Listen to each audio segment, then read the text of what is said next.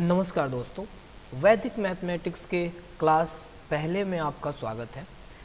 आज जैसे कि हम पिछले क्लास में आपको बताए थे कि हम स्टार्टिंग करेंगे मिसलेनियस टॉपिक से।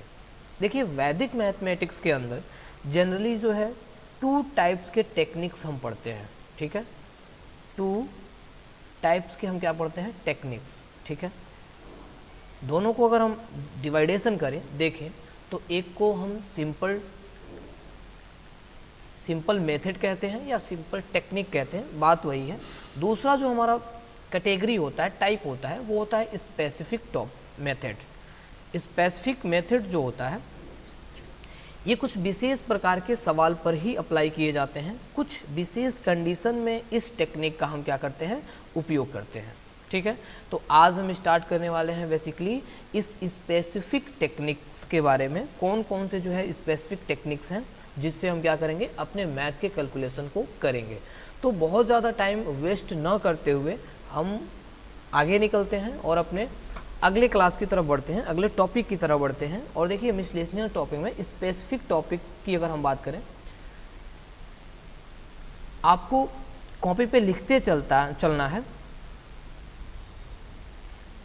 पहला, देखिए, बहुत सारे कई बार हमें ऐसे क्वेश्चन मिल जाते हैं जिनमें बहुत बड़ी संख्या होती है और उसे हमें क्या करना होता है? स्क्वायर करना होता है। खासकर क्या करना होता है? स्क्वायर करना होता है। तो इसमें देखिए, कंडीशन एक ये है कि ऐसा कोई संख्या, लिख लेते हैं हम थोड़ा सा, आप भी चाहें तो कॉपी पे नोट कर सकते हैं।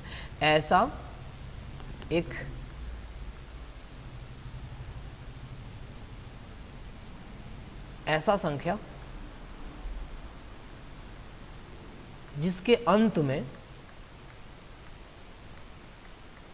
5 है और उसका हमें क्या निकालना है?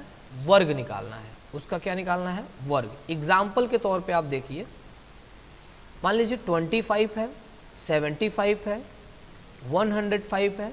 किसी भी संख्या का यदि हमें क्या करना है? वर्ग निकालना है, तो ट्रिक समझिएगा।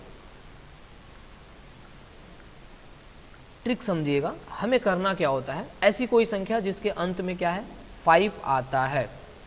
ऐसी कोई भी संख्या जिसके अंत में 5 आता है, तो इसका यदि हमें क्या निकालना है? वर्ग निकालना है। तो हम क्या करते हैं? जो भी संख्या दी गई है इकाई के स्थान पे और जो भी संख्या दी गई है दहाई के स्थान पे, दहाई वाले संख्या में 1 प्लस करके जो संख्या आती है उससे हम मल्टीप्लाई करके नीचे लिख देते हैं। एग्जाम्पल के लिए समझिए, देखिए, 2 में यदि हम 1 प्लस करते हैं तो ये आता है हमारा 3, ठीक है। और यदि 2 को हम 3 से मल्टीप्लाई करते हैं तो ये आता है हमारा 6।